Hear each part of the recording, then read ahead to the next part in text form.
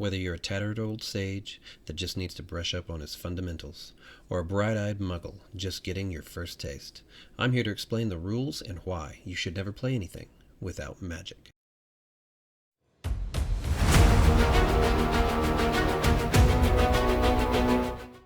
Magic is pretty simple, but I figured I would give a quick overview of the magic system as I get more into class builds and spells. After all, it's not all witches and wizards area. If you stick around, I'll be going over some mastering magic tips. So the main types of magic you have is arcane, divine, and psychic. There are several other types of magic or secondary systems that can be used, but those are very much the exception. Let's just stick to the rules today.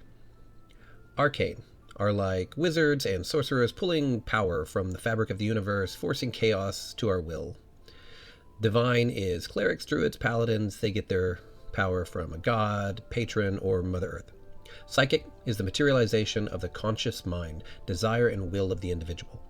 Where these spell types each share spells, there are some that are more specific for that type. Also, two characters pulling magic from the same place do not have to have the same spell list. Take wizards and maguses, for example. Next, there are generally two kinds of casters, prepared or spontaneous. Prepared casters is like wizards. He has a certain number of slots open for the day, and he takes spells that he has access to from a spellbook and places them into those slots to be used, cast later. Spontaneous casters take the spells they know and are allowed to cast those spells a certain number of times each day. They get to pick at the moment which spells they want to use for their slots. This is a boon and a hindrance. They can cast at the moment the spells they know, but unlike the wizard, who can add to his spellbook as often as he wants or change out the entire spell list that he knows for the day, they only have access to what is granted to them by their level. Spontaneous also tend to get their spells or their new spell levels one level after prepared casters do. What makes up a spell?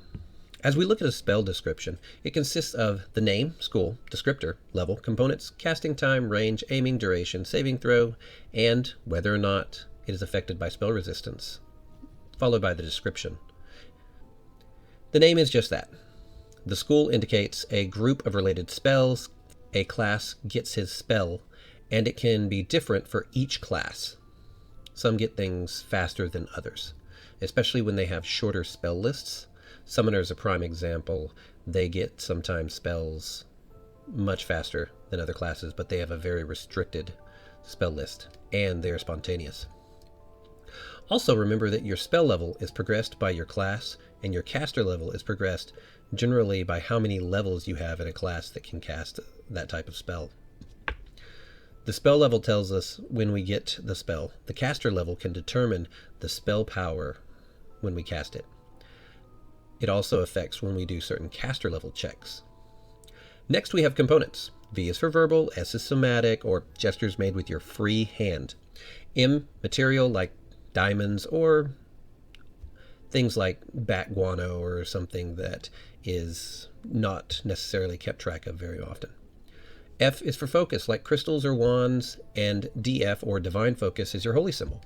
Also, there are sometimes a slash like F/DF. This means it's a focus or divine focus. The slash is just giving you an option because sometimes spells cross spell lists and different casting types, divine, arcane. Casting time is normally a standard action. Some take a full round, like summoning spells. Others use a swift action or immediate reaction when it comes to defensive spells. And a few, they have specific time limits for casting, minute, hour, things like that. Range is generally either personal, that's going to be you, unless something changes that. Touch is anyone that you can touch, including up to 6 willing targets during that round if you're casting a buff spell. Some buff spells. Close is 25 feet plus 5 feet every 2 level. Medium is 100 feet plus 10 feet every caster level. Long is 400 feet plus 40 feet per caster level. Unlimited, anywhere on this plane, baby. Aiming. This will tell you either the type of area, like a sphere, cone, or line, or it will say an object or creature that specifies what you can target with the spell. Darkness is not always an option. Duration is just that. It's timed, permanent, instantaneous concentration. Now, concentration, This spell lasts as long as you concentrate on it. Concentrating to maintain a spell is a standard action, does not provoke attack of opportunity. Anything that could break your concentration when you cast a spell can also break your concentration while maintaining a spell, causing the spell to end. So you have to do a caster or a concentration check. Touch spells generally do not discharge until they are used, till you actually discharge that spell into someone or your target, or you cast another spell, which evaporates your previous one. Some spells are dismissible and require a standard action to do so, but a spell that requires concentration is dismissed the instant you don't concentrate on it. Saving throw is the DC, difficulty check, roll you have to make that some spells require. Some impart half, partial, or negate the spell effects entirely if you succeed it. These DCs are usually going to be against your fortitude, your reflex, or your will saves. A DC is calculated as 10 plus the spell level, plus any ability modifiers that coincide with the spell. So wizards, intelligence, you would add your intelligence here. Spell resistance is a defense ability, and this says if you have to take that into effect or not. If a creature has spell resistance, then you have to make a caster level check, so 1d20 plus caster level, and you have to meet or beat his spell resistance number. Let's go over countering a spell. This happens as either a counter spell or by causing a concentration check. A counter spell, you ready an action, focusing on a target. When he starts casting, you make a spellcraft check, DC 15 plus the spell level. If you succeed, you know the spell, you can proceed with the next part of counterspelling, unless of course your intent is to use the spell magic. I'll cover that in a second. Once you have passed your spellcraft check, the next step is why most people don't really use this method.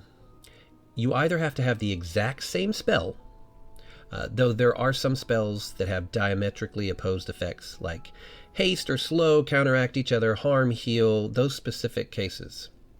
But if you use a dispel magic spell, then you just use the spell's description, you perform a caster level check. Not only that, but you also don't have to make a spellcraft check if you've decided to do this, unless you just want to. Spell failures can also be caused by armor. For arcane spells, when you cast an arcane spell in armor, unless your class allows something different, you have to roll a percentile for failure that is cumulative depending on what armor you're wearing. And if you fail it, you lose that spell. You can also possibly fail casting a spell during other activities, as I have listed here. Casting a spell generally provokes an attack of opportunity. As you see, if you take damage, you also have to make a concentration check, or you lose the spell when you are struck. Casting defensively is making a concentration check of DC 15 plus double the spell level, and if you succeed, you do not provoke an attack of opportunity if you are in a threatened square like normal. Next, spell-like abilities. Spell-like abilities are magical and work just like spells, though they are not spells, and so have no verbal, somatic focus, or material components. They don't work in anti-magic fields and are still subject to spell resistance. Spell-like abilities usually have a limit dictated by the ability or creature casting them. Constant and or at will have no limit, and reactivating a constant is only a swift action. Spell-like abilities are generally a standard action and still provoke attacks of opportunity. The DC for these are 10 plus the spell level that it's mimicking, plus the creature's charisma modifier unless it states otherwise. Spells or magical effects usually work as described, no matter how many other spells or magical effects happen to be operating at the same area or on the same recipient. Except in special cases, a spell does not affect the way another spell operates. Whenever a spell has a specific effect on other spells, the spell description usually explains that effect. Several other general rules apply when spells or magical effects operate in the same place. Stacking effects. Spells that provide bonuses or penalties on attack rolls, damage rolls, saving throws, and other abilities usually do not stack with themselves. More generally, two bonuses of the same type don't stack even if they come from different spells. Different bonus types. A bonus or penalty from two different spells stack if the modifiers are of different types. A bonus that doesn't have a type stack with any bonus. Same effect more than once in different strengths. In cases when two or more identical spells are operating in the same area or on the same target, but at different strengths, only the one with the highest strength applies. Same effect with differing results. The same spell can sometimes produce varying effects if applied to the same recipient more than once. Usually the last spell in the series trumps the others. None of the previous spells are actually removed or dispelled, but their effects become irrelevant while the final spell in the series lasts. And of course, if for some reason one of the old spells in the series was to be removed, or the most powerful spell, and the other ones were still into effect, they would still apply. One effect makes another irrelevant. Sometimes one spell can render a spell irrelevant. Both spells are still active, but one has rendered the other useless in some fashion. Multiple mental control effects. Sometimes magical effects that establish mental control render each other irrelevant, such as spells that remove a subject's ability to act. Mental controls that don't remove the recipient's ability to act usually do not interfere with each other. If a creature is under mental control of two or more creatures, it tends to obey each to the best of its ability, and to the extent the control of the effect allows. If the controlled creature receives conflicting orders simultaneously, the competing controllers make a charisma check to determine which one the creature obeys. Spells with opposing effects. Spells with opposing effects apply normally with all bonuses, penalties, or changes accruing in the order that they apply. Some spells negate or counter each other. Hey, slow. This is a special effect that is noted in the spell's description. Instantaneous effects. Two or more spells with instantaneous durations work cumulatively when they affect the same target. Now, after all that, why play a caster? Why add the extra complexity? Magic, why not play a class that can do the extraordinary? Not only that, but the flexibility and the enhancement given to a class who has access to magic generally pushes them above those without. Falling and don't want to die? Yeah, we have a spell for that. Want to meet a dragon in the skies instead of rooted to the ground fighters? We have a spell for that. Have you spent all your time working in the family funeral home, spent all your free time and effort into harnessing the magic of the universe, only to deny your social life and seek only to have a family of your own to raise? Yeah, we have a spell. Well, maybe we shouldn't have a spell for that. Regardless, for your reason for playing a class that uses magic, you can be sure it will provide flexibility and opportunity beyond the mundane. But if you're accustomed to magic in its normal flavors, you should try out variant rules to change things up. Things like pact magic, rune magic, akasha, talismanic components, and even sutra magic can be woven into your games. If you're still here, let's give you one more thing. How to duel your fellow spellcasters. Magic duels. Duels with only magic are agreed upon fights that go by basic rules with a few exceptions. They fight alone, generally, unless you agree to something different, except for familiars and bonded creatures, because they're part of you. Magic items can be allowed. Sometimes they don't allow summon spells, some do. Maybe they can only attack each other's monsters, like that one game. They also last until an agreed upon time limit, one of the individuals is unconscious, or someone is unable to continue, like being turned to stone. The major rule for dueling that is different is dueling counters. A dueling counter lets you make, as a once per round free action, you make a spellcraft check on the spell that your opponent is casting. If you know it, you, as an immediate action, can cast a spell to counter it. The spell needs to be a spell slot of equal or greater than the spell being countered. You must make a caster level check, so DC 15 plus the spell's caster level. The counter modifiers table is applied as well. You can also use Dispel Magic or Greater Dispel Magic spell and not have to make the spellcraft check, just like we previously went over. But you still have to make the caster level check as per Dispel. If you fail either of these, you take a -2 penalty to any saving throw made from that spell if it's required. Also, you can always use the counter spell action we discussed earlier as its own action during the duel.